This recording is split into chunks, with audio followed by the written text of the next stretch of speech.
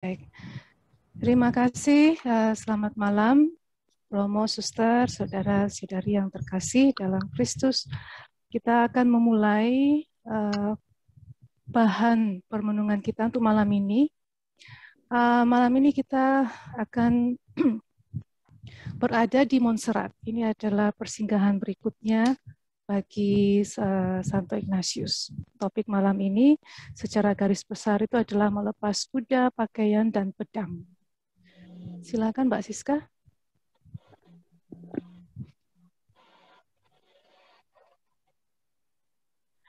Oke, di sini kita bisa melihat, jadi Inigo itu meneruskan perjalanan dari Aransasu ke Montserrat.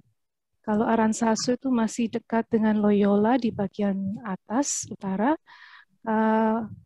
Montserrat ini sudah lebih dekat ke Barcelona. Dan jarak antara Aransasu atau Loyola sampai ke Montserrat itu ya sekitar 640 km jauhnya. Jadi kita bisa bayangkan perjalanan kali ini jauh lebih, mungkin lebih berat juga bagi Inigo. Slide berikutnya. Di slide berikutnya ini kita akan melihat kota Montserrat, tempat yang dikunjungi oleh Inigo, tapi ini adalah tempat foto keadaan sekarang, keadaannya modern. Bisa kita lihat tempat ini adalah di sekitar Gunung Bebatuan, dan kita bisa bayangkan kalau sekarang mungkin sudah ada jalan untuk mobil bisa sampai ke sana, tapi pada zaman itu kita bisa bayangkan perjalanan yang harus dilalui oleh Inigo untuk bisa sampai ke tempat ini. Yang berikutnya.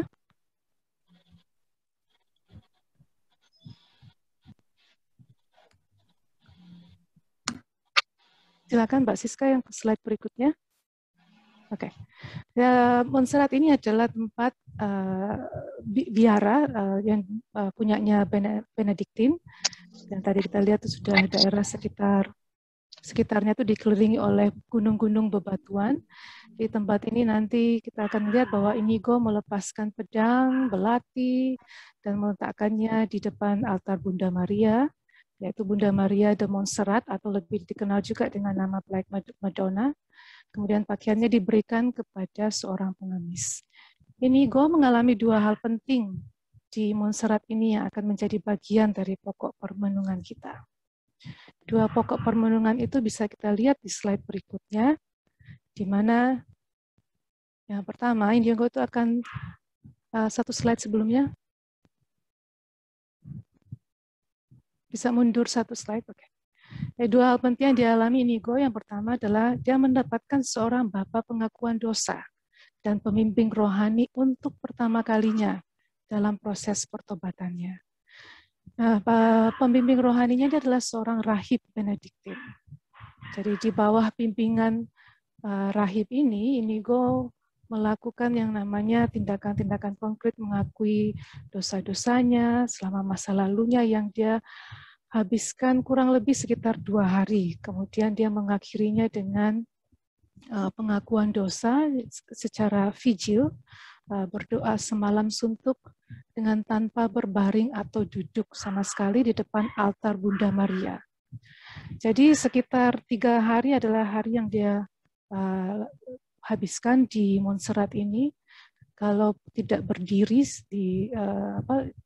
tanpa berbaring dan duduk itu berarti dia hanya berdiri atau berlutut saja selama vigilnya semalam suntuk itu.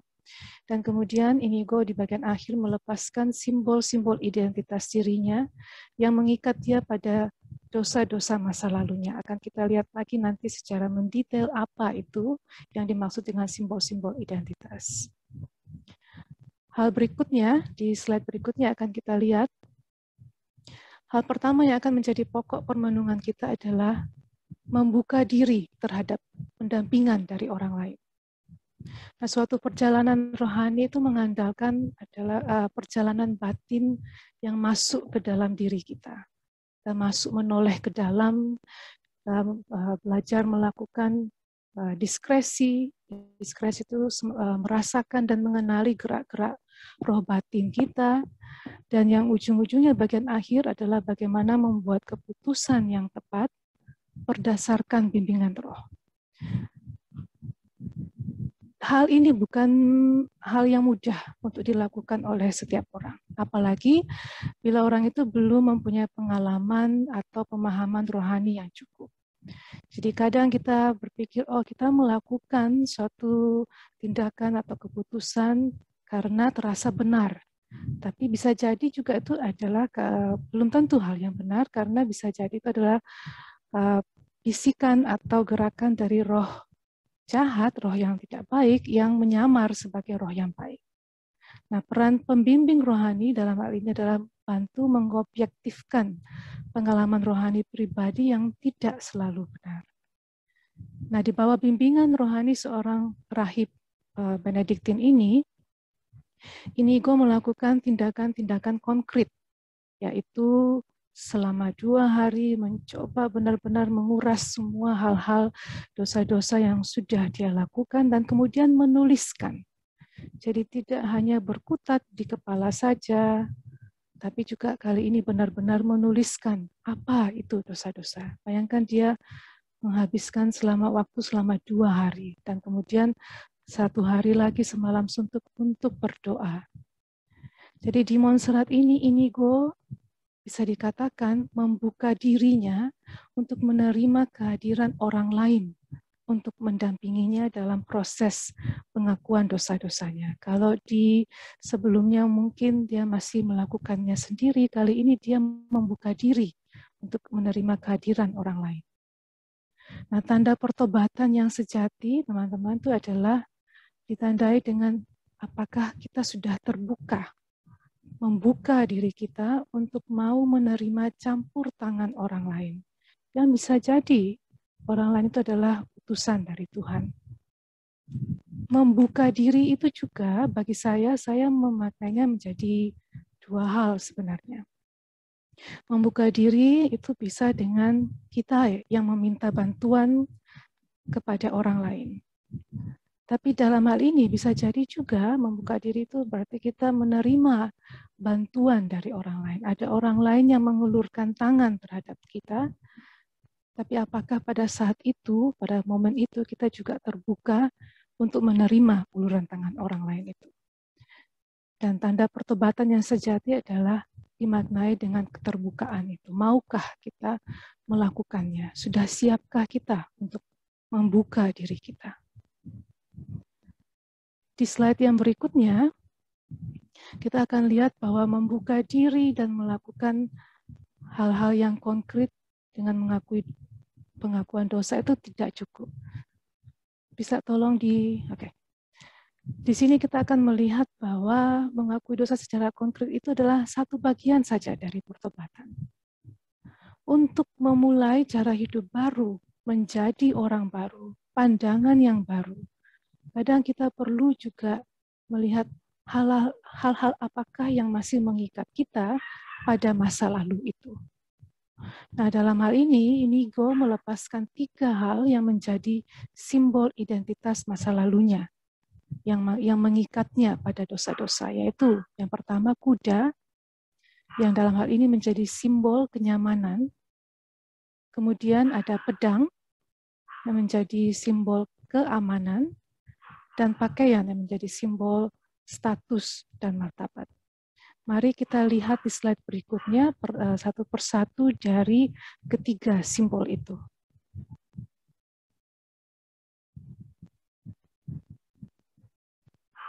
Slide berikutnya, Mbak Siska. Oke, yang pertama, simbol kenyamanan.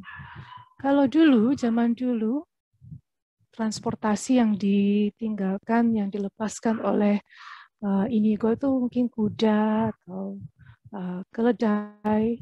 Pada zaman dulu bila seseorang memiliki kuda atau keledai itu bisa dikatakan suatu kenyamanan yang luar biasa, simbol kekayaan, karena mungkin yang rakyat biasa, rakyat jelata itu tidak punya kuda atau keledai seperti itu. Tapi mari kita lihat untuk sekarang, di zaman sekarang ini, apakah yang kita masing-masing dari diri kita yang kita anggap sebagai simbol kenyamanan? Apakah hal-hal mewah yang mungkin kita miliki di rumah, mobil, atau motor, ataupun juga HP? Memang kalau kita dalam keadaan pandemi saat ini, HP itu menjadi sesuatu yang penting. Karena keadaan teknologi, kemajuan teknologi, mau tidak mau kita juga harus merangkul apa yang menjadi kebutuhan saat ini. Tapi patut kita tanyakan kepada diri sendiri masing-masing mungkin, sudah sampai pada tahap mana barang-barang yang kita butuhkan ini menjadi suatu kenyamanan yang sudah tidak kita butuhkan lagi misalnya. Simbol yang kedua adalah simbol keamanan. Kalau dulu di zaman Santo Ignatius simbol keamanan itu berupa pedang, sekarang mari kita lihat apa yang menjadi simbol keamanan bagi diri kita masing-masing. Di Indonesia mungkin yang namanya senjata api tidak terlalu menjadi hal yang problem yang luar biasa, tapi di beberapa negara lain itu adalah menjadi simbol, bagian dari simbol keamanan yang banyak orang mungkin malah membawa itu setiap hari. Di salah satu gambar ini yang ada tembok besar dan ada mobil di bawahnya, itu adalah tembok yang memisahkan antara Amerika Serikat dan Meksiko. Dibangun mungkin untuk menjaga keamanan, tapi sudah sampai tahap mana keamanan itu sekarang akhirnya tidak membangun persaudaraan lagi. Tembok-tembok seperti itu juga ada di negara-negara lain. Misalnya mungkin di antara Palestina dan Israel, atau di tempat-tempat lain, kita bisa melihat sendiri tembok-tembok apakah yang sudah saya bangun untuk saya katakan sebagai itu suatu simbol keamanan, tapi ternyata dalam hal ini memisahkan saya dengan orang lain. Kita tidak perlu jauh-jauh, mungkin di rumah kita sendiri, apa yang kita bangun sebagai simbol-simbol yang memisahkan kita akhirnya dari orang lain. Dan simbol ketiga, di slide berikutnya kita akan lihat simbol status. Kalau dulu Inigo dengan simbol statusnya kita bisa lihat dari baju yang dia pakai itu sebagai tanda seorang kesatria. Dengan baju itu kemanapun dia pergi, orang-orang sudah akan tahu kalau dia dari golongan bangsawan, orang yang penting, malah mungkin ditakuti, dihindari karena penampilannya itu, status. Sekarang apa yang kita pakai sebagai status? Mungkin nama kita belum terasa panjang, cukup panjang dan harus kita tambah lagi misalnya dengan embel-embel yang kita teruskan di belakang nama kita atau barang-barang yang kita pakai untuk menunjukkan status kita. Saya tolong lanjut ke slide berikutnya. Dan untuk permenungan malam ini, saya akan tutup dengan bacaan kedua dari bacaan hari ini, yaitu dari surat kepada umat di Galatia, bab 5 ayat 16 sampai 26, tapi yang saat ini saya ambil dari ayat 24 dan 25. Barang siapa menjadi milik Kristus Yesus, ia telah menyalibkan daging dengan segala hawa nafsu dan keinginannya. Jikalau kita hidup oleh Roh, baiklah hidup kita juga dipimpin oleh Roh. Inigo dalam perjalanannya selama di Montserrat ini telah mulai perlahan-lahan, satu persatu, mengeluarkan, melepaskan, menyalipkan hubungannya dengan dunia. Daging-daging yang perlahan-lahan mulai dia lepaskan. Bagaimana dengan kita?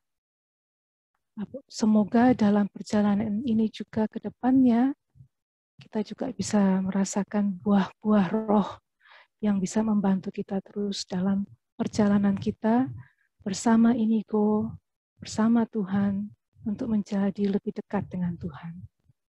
Saya rasa hari ini saat kita merayakan turunnya Roh Kudus itu juga sangat pas dengan awal dari kisah Santo Ignatius di Montserrat, di mana dia benar-benar mengeluarkan, melepaskan beberapa hal yang mengaitkan dengan dosa-dosa duniawi juga.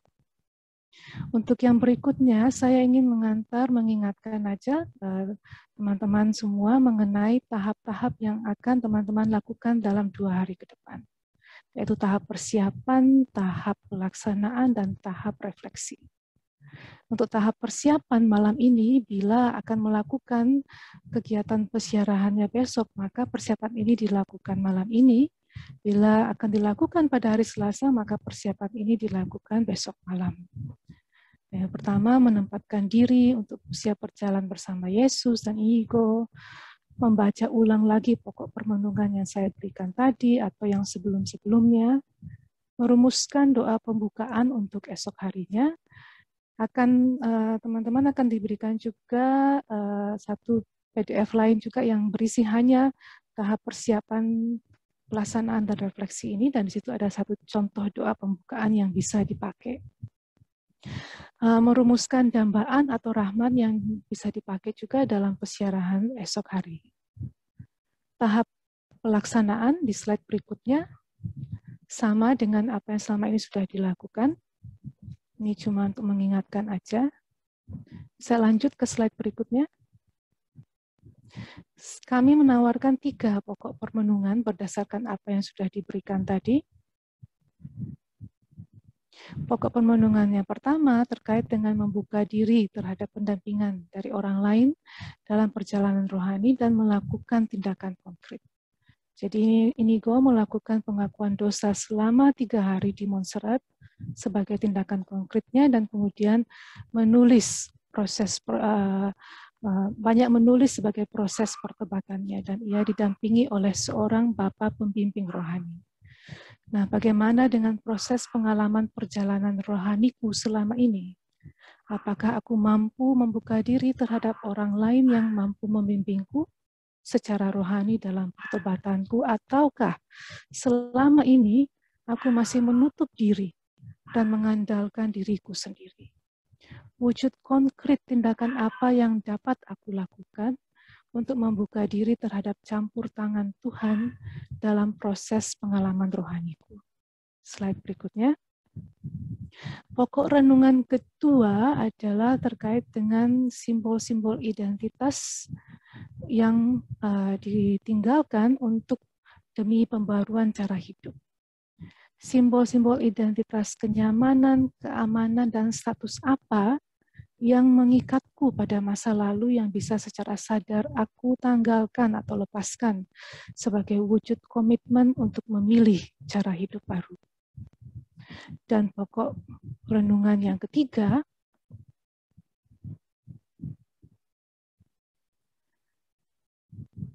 adalah kemampuan yang tak kunjung pudar untuk terus melepaskan simbol-simbol identitas masa lalu. Perjalanan pertobatan Inigo di Montserrat hanyalah suatu awal. Akan dibutuhkan upaya terus-menerus untuk melihat ke dalam diri sendiri dan mengenali simbol-simbol identitas yang masih mengikat kita pada dosa-dosa atau kemuliaan diri. Dan ini terus dilakukan oleh Inigo dalam perjalanan-perjalanan berikutnya yang akan kita lihat pada persinggahan berikutnya. Untuk terus menjadi lebih dekat dengan Tuhan berarti tindakan konkret apa yang bisa terus aku upayakan di masa depan untuk mengenali dan melepaskan simbol-simbol identitas yang masih mengikatku pada dosa-dosaku atau kemuliaan diri semata. Dalam pokok renungan ini saya mengajak kita semua untuk bisa mencoba memikirkan komitmen-komitmen ke depan. Hal-hal apa yang masih bisa terus kita lanjutkan walaupun peregrinasi Kaminar ini sudah selesai. Sehingga kita bisa terus mengupayakan pembaharuan dan cara hidup yang terus lebih mengarah kepada Tuhan. Dan yang bagian ketiga dari yang akan kita lakukan adalah refleksi. Sama seperti sebelumnya, ada waktu 10 menit untuk menulis hasil dari kegiatan pesiarahan dan akan kita lanjutkan dengan percakapan rohani di pertemuan berikutnya. Demikian yang bisa saya sampaikan. Selamat melanjutkan proses pesiarahannya teman-teman. Saya kembalikan